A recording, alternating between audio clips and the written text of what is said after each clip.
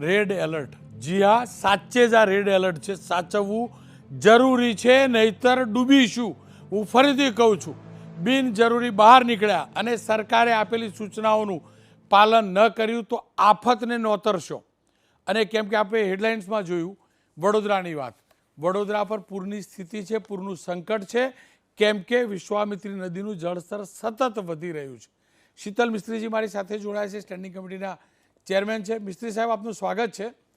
કેમ કે વડોદરાની વાત થઈ રહી છે અને વડોદરાની અંદર જે પ્રકારની સ્થિતિ સર્જાઈ છે, આપ મારા કરતાં વધુ સારી રીતે સમજાવી શકશો. એક્ઝેક્ટલી સ્થિતિ છે શું, પ્રશાસને સાવચેતીના કેવા પગલાં લીધા છે અને વડોદરાના નાગરિકો માટે કયા પ્રકારની સૂચના? ભારતીય હવામાન ખાતા દ્વારા 25 ઓગસ્ટ, 26 ઓગસ્ટ, 27 ઓગસ્ટ, 25 ઓગસ્ટે વડોદરા ઓરેન્જ એલર્ટમાં હતું. 26 ઓગસ્ટ એટલે કે આજે વડોદરા રેડ એલર્ટમાં છે. આવતીકાલે પણ ઓરેન્જ કે રેડ એલર્ટ છે. આજે સવારે 3 વાગ્યાથી અત્યાર સુધીમાં લગભગ 8.61 ઇંચ જેટલો વરસાદ વડોદરામાં પડ્યો છે. હાલોલની વાત કરીએ તો લગભગ 10 ઇંચ વરસાદ અને પ્રતાપપુરાની વાત કરીએ તો લગભગ 11 ઇંચ જેટલો વરસાદ પડ્યો છે. વિશ્વામિત્રી નદીમાં ડ્રેન થતા બે મુખ્ય તળાવ પ્રતાપપુરા 232 ફૂટની આસપાસ અને આજવા સરોવર 214 તો અમે માંડ ભરતા હોય ત્યારે આજે 214.75 અને એ પણ 62 દરવાજા ખુલ્લા છે. પ્રતાપપુરાના તમામ દરવાજા ખુલ્લા છે. એ સિવાય વિશ્વામિત્રી નદીમાં બીજા 3 તળાવો ઠલવાય, ધાનોરા, વડદલા અને હરિપુરા. એટલે ટોટલ 4 તળાવ વિશ્વામિત્રીમાં અને 1 તળાવ સૂર્યા નદીમાં. આ બંને નદી ભેગી થઈ અને વડોદરામાં કોમન વિશ્વામિત્રી નદી બને, જેનો વાંકો ચૂકો ટ્રેક અત્યારે કાલાઘોડા પાસે વિશ્વામિત્રીનું લેવલ 29 ફૂટની આસપાસ છે. એટલે 26 ફૂટ અમે ડેન્જર ગણતા હોઈએ, 29 ફૂટ એટલે અતિ જોખમકારક કહેવાય. એટલે વિશ્વામિત્રીના જે નીચાણવાળા વિસ્તારો છે કાંઠાના, આ તમામ વિસ્તારોમાંથી લોકોને સ્થળાંતરિત કરવાની જરૂર પડે. આજે સવારથી જ આગોતરા આયોજનના ભાગરૂપે અમે લોકોને સ્થળાંતરિત કરવાનું ચાલુ કર્યું. અત્યાર સુધીમાં લગભગ 2200 જેટલા લોકોને સ્થળાંતરિત કરવામાં આવ્યા છે. 21 થી 22 જેટલી સ્કૂલોમાં આ લોકોને સ્થળાંતરિત કરી અને ઊંચાણવાળા વિસ્તારમાં અમે એમને આશ્રય આપ્યો છે. એમના માટે ફૂડ પેકેટની વ્યવસ્થા, દૂધની વ્યવસ્થા, પાણીની વ્યવસ્થા અને દવાની વ્યવસ્થા કરવામાં આવી છે. તમામ નાગરિકોને અપીલ છે કે રેડ એલર્ટ ખરેખર અતિ ભયાનક છે, કારણ કે બધા જ દરવાજા ખુલ્લા છે. આ વરસી રહ્યું છે. વિશ્વામિત્રીનું ભયાનક લેવલ ક્રોસ કરવાની તૈયારી છે. 1-2 કલાકમાં 30 થી 32 ફૂટનું લેવલ થતાં વિશ્વામિત્રી ઓવરફ્લો થાય અને કાંઠાના વિસ્તારોમાં પાણી ફરી વળે. એસએસજી હોસ્પિટલના આસપાસનો વિસ્તાર, રાવપુરા, મચ્છીપીઠ, સલાટવાડા, નાગરવાડા, નરેરી હોસ્પિટલ, કમાટીબાગ, આ તમામ વિસ્તારોમાં પાણી ફરી વળવાની શક્યતાઓ છે. ત્યારે તમામ નાગરિકોને આગ્રહભરી વિનંતી છે કે જાન હે તો જહાન હે.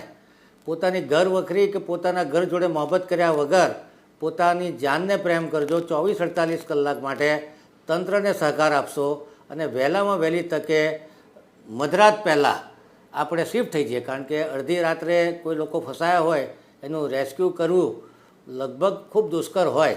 અમારી પાસે ફાયરની ટીમ તૈનાત છે, અમારી પાસે એસડીઆરએફની ટીમ છે, તમામ ડિપાર્ટમેન્ટના વડાઓ, એએમસી, વોર્ડ ઓફિસરો, ડી, એક્ઝિક્યુટિવ એન્જિનિયરો ફિલ્ડમાં લાગેલા છે અને તમામ જગ્યાએ પાણી ભરાયેલા છે. એટલે કહેવાય કે જમીન પણ સેચ્યુરેટેડ છે, નદી નાળા પણ સેચ્યુરેટેડ છે, પાણીને જવાની કોઈ જગ્યા નથી. અત્યારે પણ વરસાદે વિરામ લીધો છે, પરંતુ થોડી વાર પછી એટલે કે 9 વાગ્યાથી 1 વાગ્યા સુધી ફરી હવામાન ખાતાનું એલર્ટ છે કે ભારે વરસાદ વરસી શકે છે. બીજો 3-4 ઇંચ જેટલો વરસાદ આવે તો વડોદરાની હાલત ખૂબ કફોડી પરિસ્થિતિ છે. ખાસ કરીને હું વાત કરું કે વડોદરા શહેરમાં 326 જેટલી ફીડર લાઇન છે, 321 જેટલી. એમાંથી અત્યારે 34 જેટલી ફીડર લાઇનો બંધ થઈ છે. વડોદરામાં 18 જેટલા સબસ્ટેશન છે, એમાંથી ખટંબાનું એમજીવીસીએલનું સબસ્ટેશન પણ બંધ કરવામાં આવ્યું છે. એમજીવીસીએલના એમડી, એમજીવીસીએલના chief engineer, superintendent engineer, executive engineer જોડે પણ વાર્તાલાપ કરીને એમને પણ એલર્ટ પર મૂકવામાં આવ્યા છે.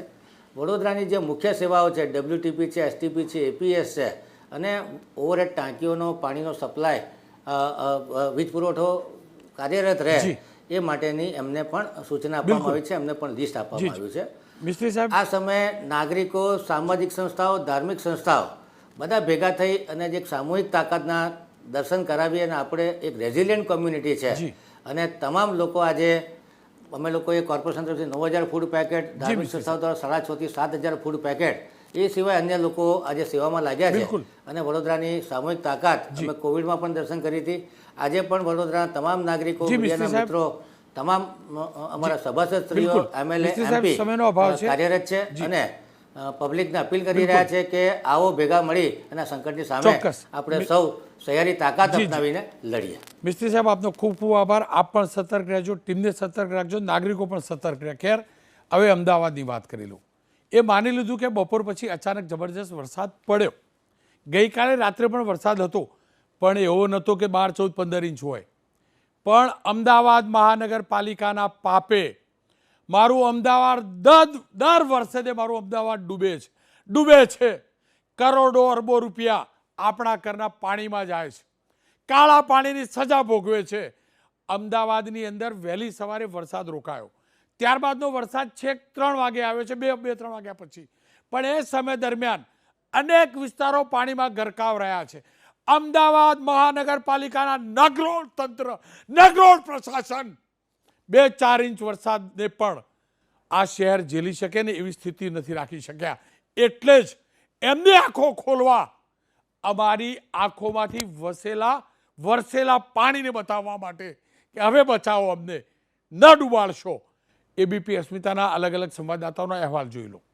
હાટકેશ્વર બ્રિજની નીચે છું. અહીંયા બ્રિજના પિલર ઉપર એક સૂત્ર લખ્યું છે. પહેલાં એ સૂત્ર આપને બતાવવાનો પ્રયાસ કરીશ. શહેર હોય તો કેવું, મારા અમદાવાદ જેવું, આવું સૂત્ર લખવામાં આવ્યું છે. પરંતુ હવે જે દ્રશ્ય તમે જોશો એ પછી દરેક અમદાવાદી એમ કહેશે કે ના, આવું શહેર ના હોવું જોઈએ. કારણ એ છે કે હાટકેશ્વર બ્રિજ નીચે વર્ષોથી પાણી ભરાવાની સમસ્યા રહે છે. આમ છતાં આનો નિકાલ આજ દિવસ સુધી અમદાવાદ મ્યુનિસિપલ કોર્પોરેશન દ્વારા લાવવામાં નથી આવ્યો, જેના કારણે અમદાવાદ શહેરમાં વહેલી સવારથી શરૂ થયેલા વરસાદ બાદ અલગ અલગ વિસ્તારોમાં હજી પણ પાણી ઓસરવાના નામ નથી લેયા. હાલ અમે છીએ અમદાવાદના વેજલપુર મકરબા વિસ્તારમાં, પોલીસ હેડક્વાર્ટર બહાર, જ્યાં બંને તરફના રોડ પાણીમાં ગરકાવ છે. આ દ્રશ્યો જુઓ, અનેક લોકોના ઘરમાં પાણી ઘૂસી ગયા છે, જનજીવન પર તેની અસર થઈ છે. અને મોડી રાતથી જે રીતના વરસાદનું પ્રમાણ હતું, સમગ્ર દિવસ દરમિયાન વરસાદની આવન જાવન વચ્ચે લોકોના ઘર છે તેમાં પાણી ઘૂસી જવાની પરિસ્થિતિ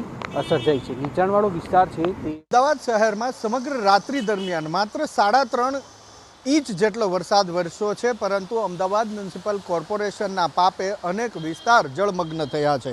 એવો જ એક આ વિસ્તાર છે સરસપુર વિસ્તાર.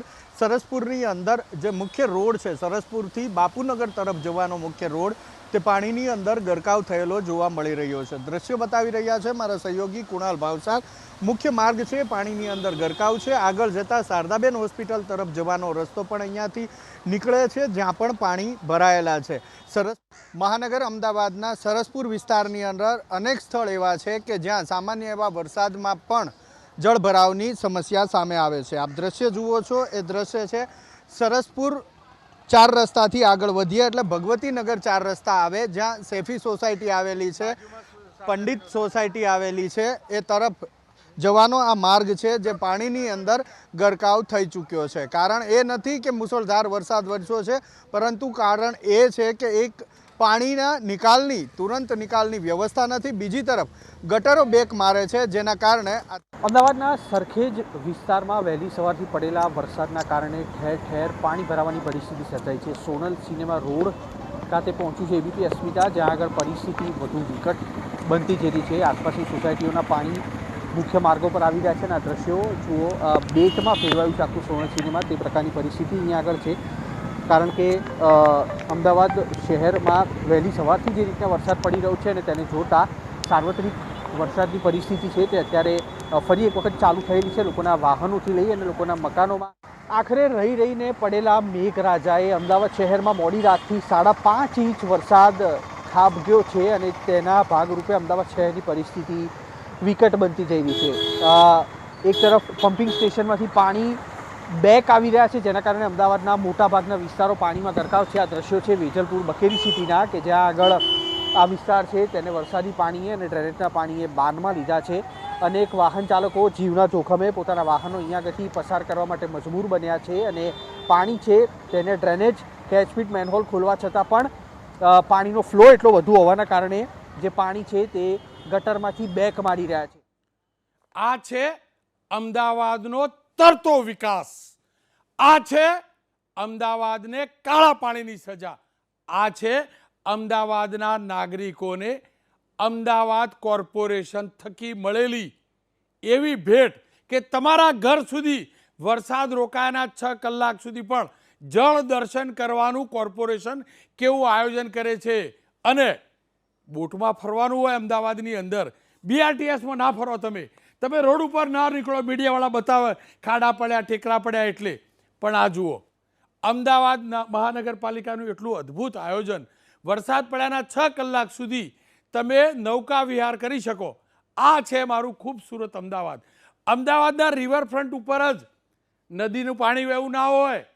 અમદાવાદમાં તો ઘેર ઘેર, ગલી ગલી, તમારા પગથિયા સુધી, અરે ભાઈ તમારા કિચન સુધી અમદાવાદ મહાનગરપાલિકા પાણી પહોંચાડી શકે. જુઓ, નળ ખોલવાની જરૂર નહીં, ભૂલથી દરવાજો ખુલ્લો રહી ગયો ને તો આખી નદી તમારા ઘરમાં લાવે.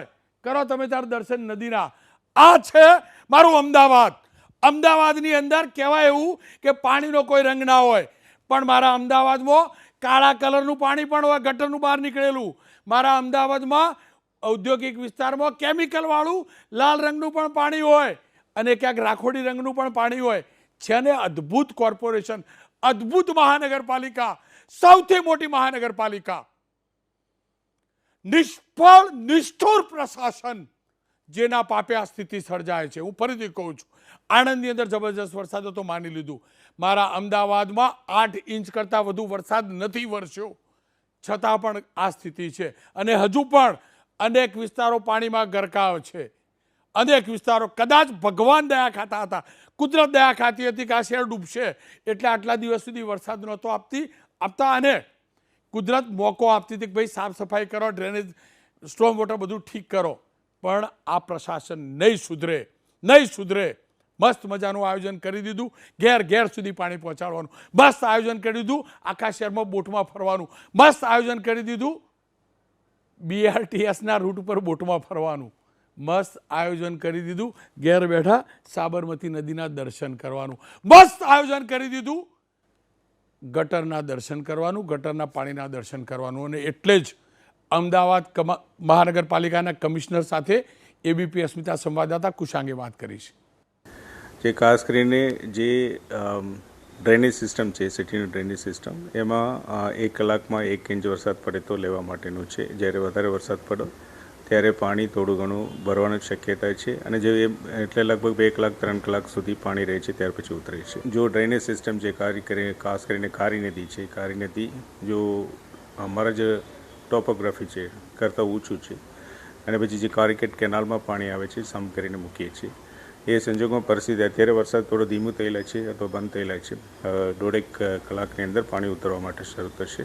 આશા રાખીએ છીએ મોટાભાગે અમારી પાસે અમારા તમામ પમ્પ્સ અને ખેર હજુ પણ ખતરો ટળ્યો નથી. માત્ર અમદાવાદ જ નહીં, ગુજરાત ઉપર ખતરો છે. અંબાલાલભાઈ પટેલ સાથે મેં વાત કરી છે ને, એ જોઈ લઈએ. અંબાલાલભાઈ નમસ્કાર, આપનું સ્વાગત છે.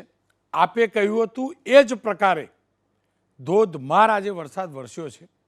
દિવસ દરમિયાન અંબાલાલભાઈ સાચું કહું તો બહુ હેરાન થયા, બહુ જગ્યાએ પાણી પણ ભરાયા, વરસાદના વધામણા, પણ હેરાન બહુ થયા. આજે જબરજસ્ત વરસાદ વરસ્યો.